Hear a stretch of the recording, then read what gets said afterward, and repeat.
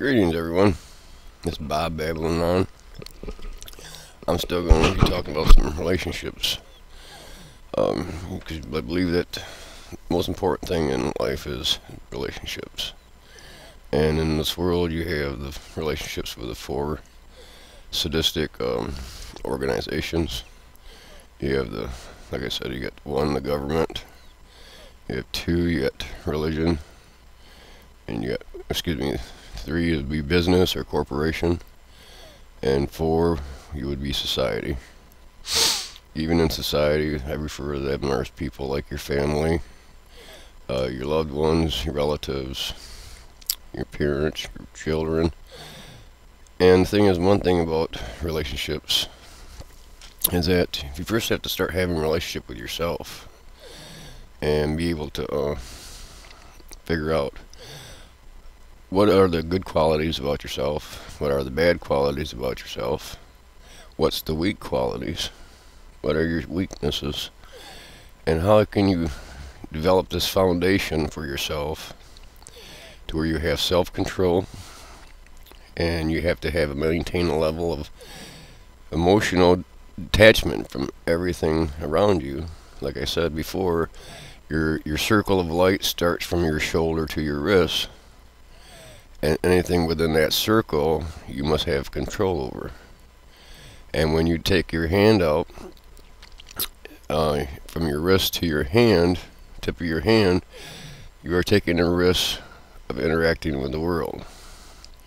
So if you're choosing to interact with the world, then you're still going to have a level of emotional detachment from them, so that the world, trying to have relationships with these four organizations in life, and so that you don't get caught up and be burnt out and stressed out by it all. So by maintaining self-control, you're not letting anyone push your buttons, and you should never give that control up to anyone, because that shows that you're weak. And if somebody attempts to take control over you, you're going to allow them to do that. And why would you let somebody else want to control over your life? You're a human being, and I'm sure you have a lot of good hidden qualities inside you. And all human beings usually do. They just have to find them and then unprogram the bad situations or the bad things that are inside their mind that was programmed in there over a period of time. I believe a lot of mental health issues are related to the environment the person's been growing up in. If they had a very dysfunctional family, they weren't being treated properly or been provided with appropriate amount of care and love, they'll grow up to be somebody like a monster, like a child molester or murderer.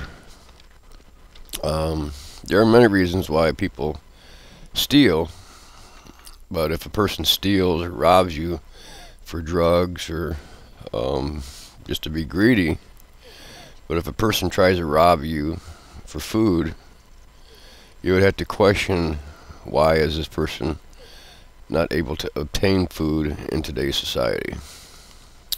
Because there are a lot of organizations that will provide food, and you hear stories about how mothers had stolen food for their child, and it's either because maybe the mother's pride has gotten in the way, or the person's pride got in the way not to ask for something. So for whatever reasons, they decided it was better for them to steal something. But we live in a society that makes people probably feel they can't ask because of the way the coldness it is. You ask somebody for something and you get rejected a lot. And that brings us to the point where we're not, as a human race, we don't show each other a lot of unconditional love like Christ was able to do when he was here on earth. He provided everybody with unconditional love. He walked up to people, he started talking to them, spent some time with them, even if they were alcoholics or if they were drugs or whatever, or if they were murderers. He was able to change their hearts inside by providing them with some hope of light for them to look forward to. And once you provide somebody with some hope, then they were able to take that hope of light and work towards finding themselves to become a better human being. Why, like I heard on the news about this town who's rejecting this white supremacist out of their town, and I give them 100 golden stars for doing it, because I do not understand. I don't have the ability to comprehend, and it's totally asinine. Why would another human being judge another human being for the color of their skin? We are all individuals, and you treat each other as individuals, not to be compared to anyone else. Society or the government, people want to compare us with one another, and then they want to judge us for our race, or perhaps the way we may think, or they assume that since we don't have an education, or we don't have this, that we're stupid or we're dumb. But the thing is that college, my experience was a waste of energy and time, waste of taxpayers' money. Why? Because I could do the same thing without the degree. I could have sat there and studied like I did, learned about electronics, build circuits. Whoopie-doo, I didn't need no instructor. If anything, I taught the instructor something.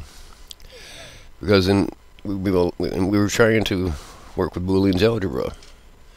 And he says a computer program could not be created to do Boolean's algebra because of the matrix of it. Well, I had this little Texas Instrument computer, and I proved him wrong that a computer could calculate any kind of mathematical problem. It's all got to do with the programming. Just like human beings all have the potential to either choose to do good or choose to do bad, or sadistics.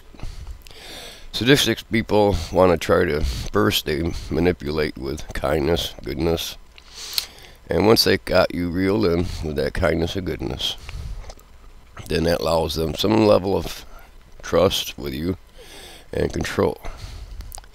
Because if you become dependent on the goodness that they offer you, such as the government, we were born into this relationship with the government. Or if you went and got your Social Security number by yourself, you entered this contract with the government. You were manipulated into this relationship with the government because you need to go out and get a job. In ordinary, for you to get a job, you got to have a Social Security number. If you need any type of assistance, you need to get a Social Security number to get that assistance. If you need to go to school, you need a Social Security number to go to school. So therefore, you were manipulated into this relationship with the government, and you don't really understand the terms of their terms of this contract, the Social Security.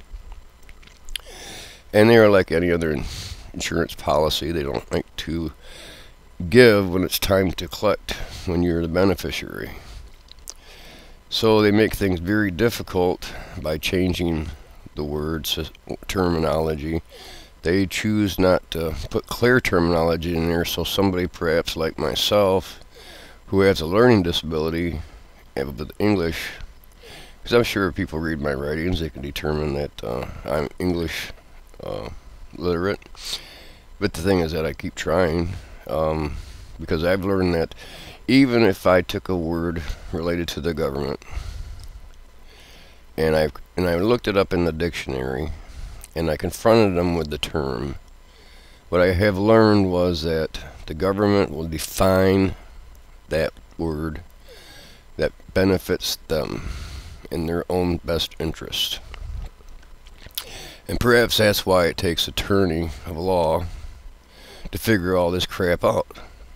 Because the government don't want you or any person who has English problems, capable of reading and comprehending, is that they don't want that person to figure out what it is they're talking about, with hope that they break the law so they can get fined, so they can collect that money, their green god, because the government's all about collecting